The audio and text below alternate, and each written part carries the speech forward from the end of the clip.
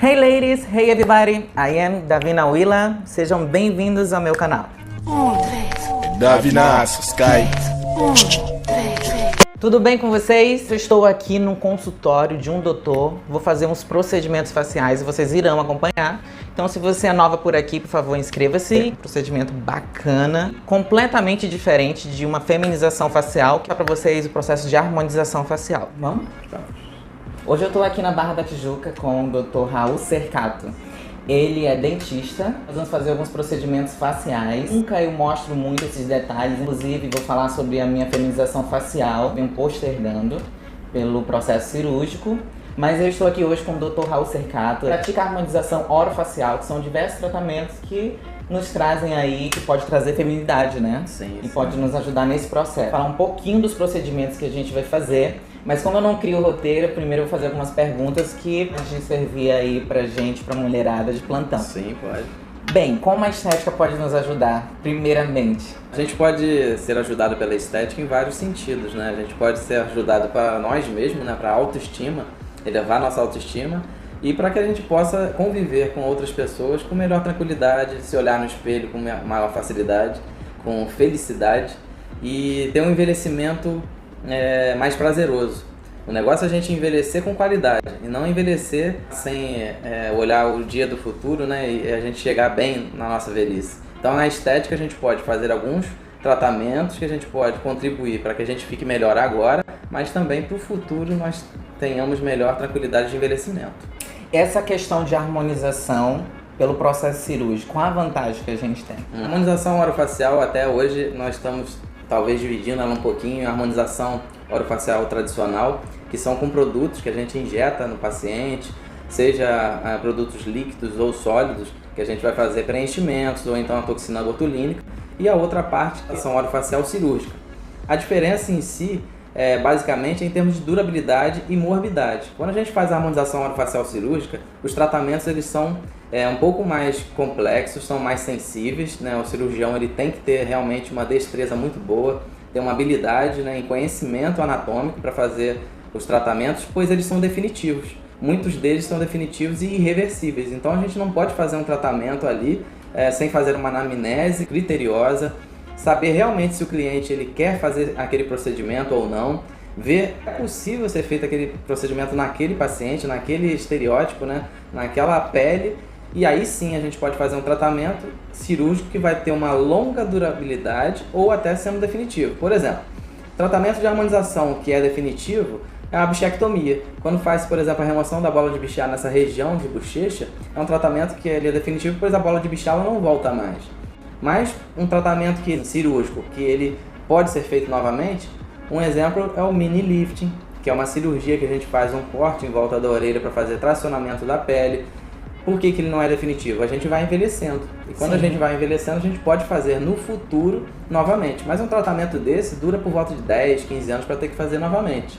A alectomia, que é até uma proposta que nós temos hoje em fazer você, né? Estou feliz em fazer esse procedimento. O tratamento também é definitivo. Por isso que a gente tem que fazer uma análise criteriosa para que a gente não faça e se arrependa. E ao mesmo tempo a gente não interfira, né? Já falando um pouquinho da alectomia. Calma, então vamos lá, calma aí rapidinho. Bom, então vou ter uma entrada aí. Primeiro dar meu relato, né? Uma média de 7 a 8 anos atrás eu já fiz rinoplastia. Então, de procedimentos faciais mesmo que eu já fiz na minha vida, primeiro a gente tem aí a base hormonal, que move a gordura, né? Você sabe que eu sou uma mulher transgênero, então muda completamente. No lado masculino, eu como homem, eu tinha toda essa marcação aqui do rosto muito mais evidente, né? Então de cirurgia facial que eu já fiz na minha vida só foi meu nariz mesmo, que meu pai é preto, então toda essa estrutura aqui era larga, né?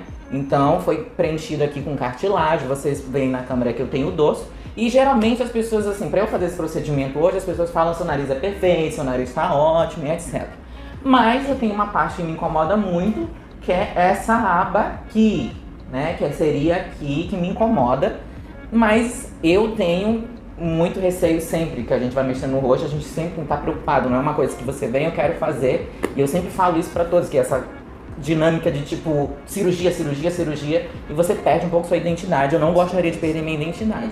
Mas nessa questão aqui, me incomoda as abas. Meu nariz tem essa expressão, e na época do meu nariz, Eu questionei meu médico depois, não questionando, porque meu nariz ficou ótimo, eu amei.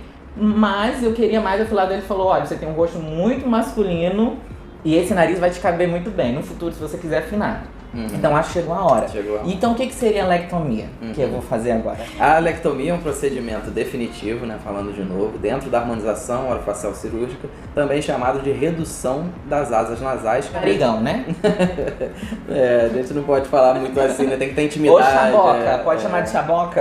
Eu chamo meu nariz de chaboca. Isso é interessante, né? Porque a gente que trabalha nessa área, a gente fica cheio de dedo assim pra falar com o paciente. Pela parte técnica. Eu até te perguntei isso quando a gente teve o primeiro contato, se a sua boca era mexida ou era sua, né? O que vocês acham, gente? Olha. Eu juro que ela tinha mexido. E olha que boca bonita, né? Não, bem volumizada. Então, ela é bem volumizada. Ela tem uma proporção interessante. Poxa, mas eu tinha que ganhar alguma coisa do preto, né? Pelo amor de Deus, me deu um narigão que era desse tamanho, mas eu ganhei uma boca bacana, né? Então tá bom. Então, mas aí nesse caso, vamos supor, que você não tivesse esse volume interessante de boca e você viesse até a mim pra fazer o nariz. Se eu chego e falo contigo, poxa, vamos mexer na boca, e você não queria nunca mexer, você pode se sentir agredida, né? Entendi. Então essa conversa é muito interessante. Sim. Então você que tem que falar pra mim, eu gostaria de diminuir a largura. Mas você do não nariz. acha que hoje as coisas também estão muito mimimi demais, muito chato, talvez, né? A gente fica difícil balizar isso. Eu conheço muito bem até bem como funciona essa questão. É porque, por exemplo, na minha situação, o papel que eu ocupo, se eu viver só em cima do vitimismo, eu não vou conseguir progredir, porque eu vou ficar preocupado com qualquer olhar que eu tenho na rua, né? Você sabe como é que funciona, ainda mais aqui no Brasil, né? A cultura. Mas... E aí a lectomia? Aí, num procedimento definitivo, nós temos que ter uma conversa, né, com o cliente, saber o que ele procura, igual no teu caso. É um caso atípico porque você já fez a rinoplastia e agora está querendo fazer uma nova intervenção no nariz. E muitos perguntam para mim, inclusive, se quando fazemos uma alectomia, se pode fazer novamente o mesmo procedimento. E pode ser feito também uma nova alectomia no futuro.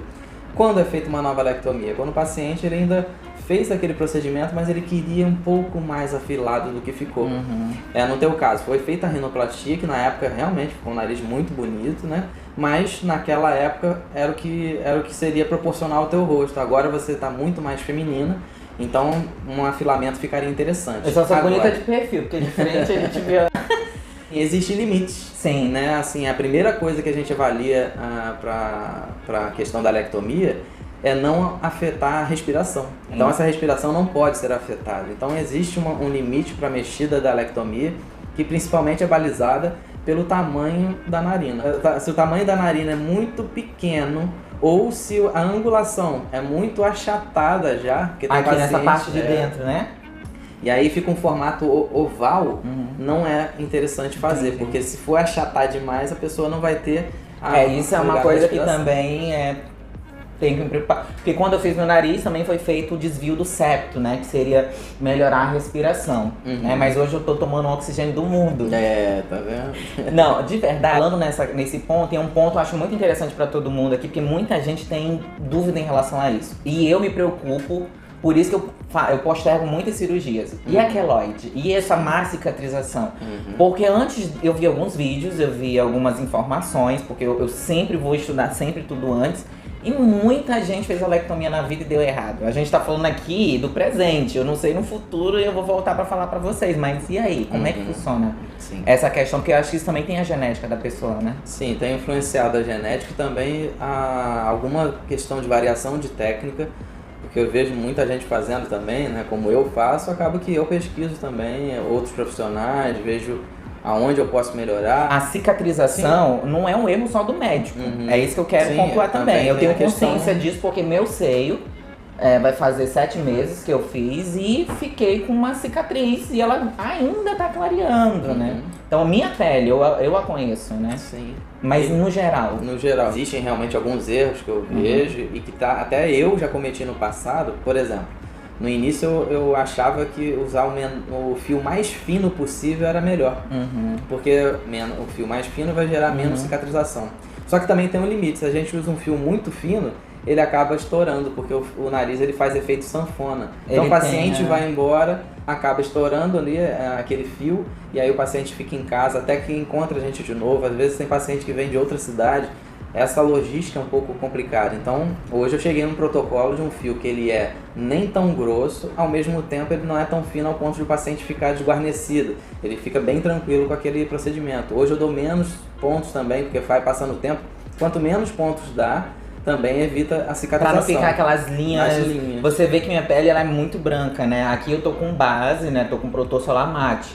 Mas quem quer ter cicatriz no rosto? E a terceira coisa que a gente faz, além de a gente camuflar o corte bem na curvinha que a gente tem em volta aqui do nariz, na aba nasal, a gente usa pomadas específicas e um adesivo específico oclusivo, né? Ele fica grudado 12 horas por dia, seja de manhã ou à noite, o paciente vai escolher se usa de manhã ou à noite, por 30 dias para evitar queloide ou cicatrização hipertrófica. Nós não sabemos se eu, quando fizer, por exemplo, um corte no meu corpo, se eu vou ter queloide ou não. Ela já sabe, né? Você já sabe que historicamente você já tem uma predisposição a ter queloide. Mas eu não distingo quando eu vou fazer um tratamento se o paciente ele vai ter ou não vai ter. Eu prefiro tratar todos como se tivessem possibilidade de ter queloide e usar o protocolo como se fosse ter queloide. Então a gente usando desde o início, a gente vai ter uma possibilidade muito grande de ter sucesso sem ter nenhuma cicatriz. E uma coisa que é muito importante, eu vou falar inclusive de paciente que não fez os cuidados que deveriam e aconteceu de ficar muito mais tempo de cicatrizar, é o sol. Se a pessoa ela ficar à exposição solar por 30 dias depois que fez a cirurgia, ela vai ter uma marca mais escura em volta onde fez a cicatriz ali da cirurgia, porque é uma pele nova. Então essa renovação celular, a gente está pegando uma pele como se fosse de um bebê. Causa um escurecimento. Então ela causa um escurecimento pela queimadura solar. Então é muito importante, além dos usos dessas pomadas e adesivos... Essa luz LED de computador, celular também tem o mesmo... Poderia causar? Poderia causar. Então por isso que daí nesse momento dos 30 dias ali, sempre vai usar... Depois eu posso te explicar um pouquinho melhor sobre isso. Não sei se eu explico agora. Você quer? Eu quero fazer logo a cirurgia. Que a gente tá no YouTube. Sim. E essa censura toda que acontece na mídia, né, privada, aqui a gente pode falar mais abertamente. Eu sou muito sincera com você, eu prefiro falar de um modo mais direto. Eu tô aqui como exemplo, porque eu vou fazer o procedimento. Então, assim, tô cansada, gente, de ter esse falso marketing, né? Muitas pessoas estão ali falando, fiz não sei o que, não é isso e tal. Mas o procedimento real é o que a gente tá vivendo aqui, pontuar as realidades, né? Certo. Dentro da cirurgia, de todo o processo de harmonização, tudo. Como funciona, isso é uma coisa que me preocupa sempre, no profissional, como funciona a capacitação dos profissionais que fazem isso, inclusive dentistas.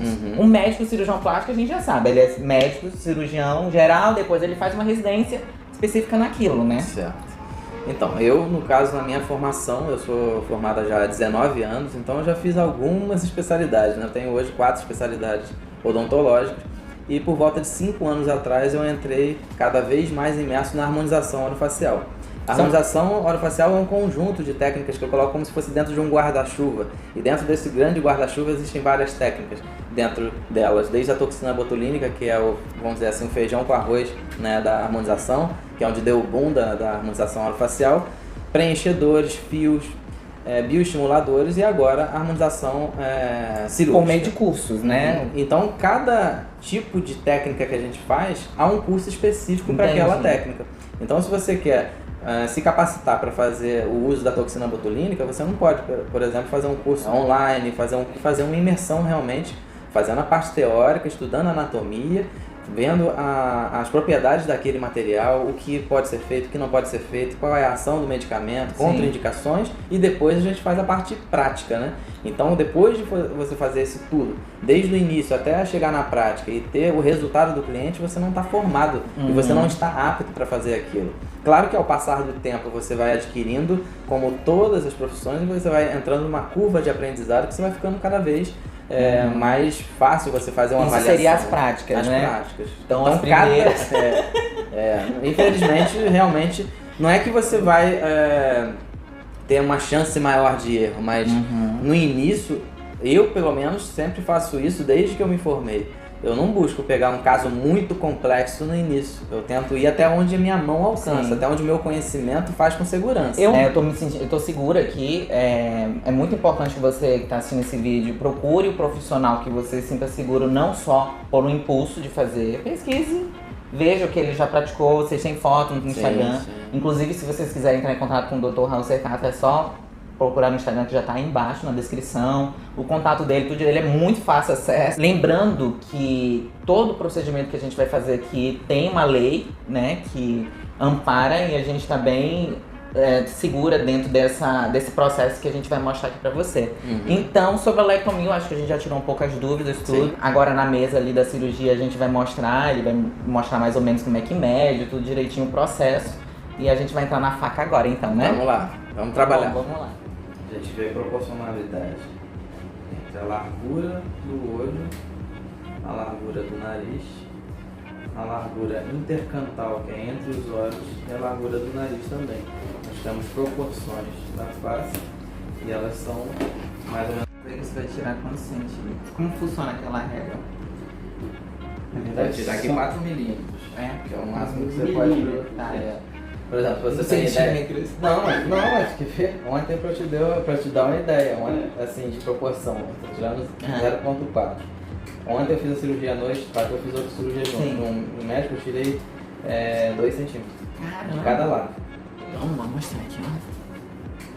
Falei da recuperação, o inchaço não é que nem a cirurgia normal que dura mesmo. 15 dias mais ou menos. Tem pessoas que vão até 1 mês, mas não mais que isso, pela aqui não pega. Desinchou já é aquilo. Sim. Porque não é um procedimento tão invasivo. Pega cartilagem, tecido conjuntivo e pele. Mas aqui não tem osso, só cartilagem e pele. Tem cartilagem também, tanto que por isso que a gente tem essa...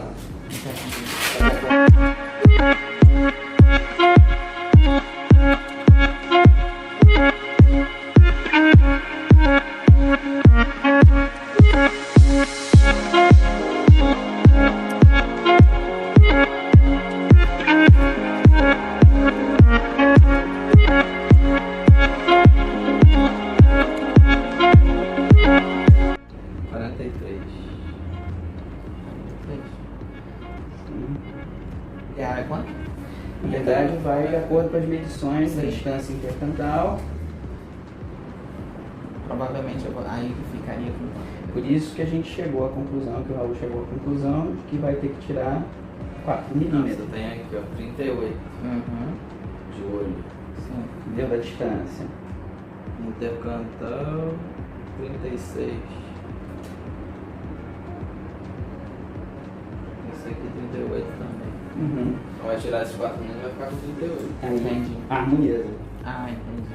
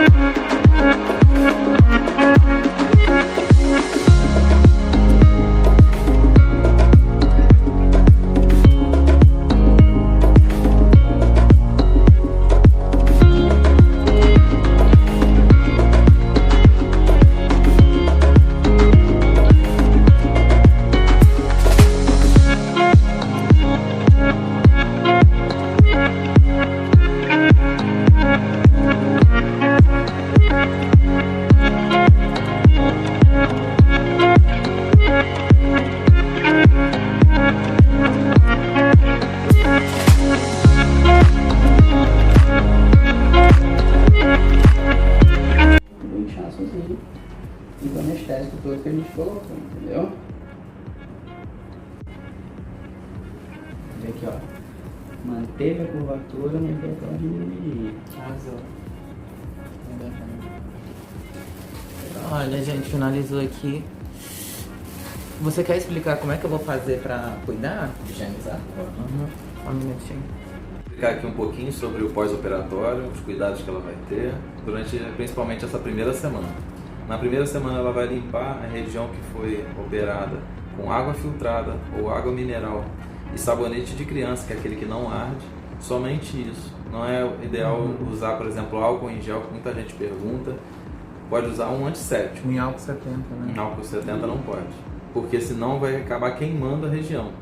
Ele é muito volatilizado, então não é legal de usar. Vai usar sabonete de criança e água filtrada para fazer a higiene.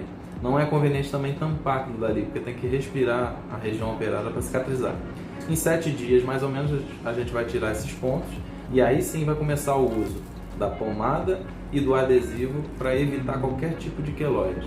Então a gente vai tirar o só ponto. quando tirar o ponto, né? Que agora não dá para usar porque ele está aberto.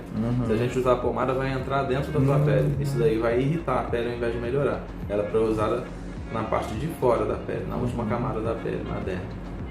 Gente, eu não tô sentindo nada, ó. Meu olho já tá todo inchado aqui. Ó, toda essa região tá inchada. Não sinto meu lábio superior, mas eu não perdi o desenho, ó, do meu nariz. Então eu tô mal. Gente, esse daqui, tira essa máscara aqui, doutor, pra você dar um sorriso. Baixa aqui um pouquinho. Demetrius. Esse aqui é o Dr. Demetrius, ele ajuda no procedimento e também faz a harmonização facial. Positivo. Ah, oui? Cirurgias de implante Sim. e prótese sobre implante. Olha, então é isso, obrigada, tá? Eu também vou marcar ele aqui embaixo. Valeu, doutor, obrigado. Valeu. Agora vocês seguem nos próximos vídeos que eu vou... A gente vai tratando direitinho. Ai.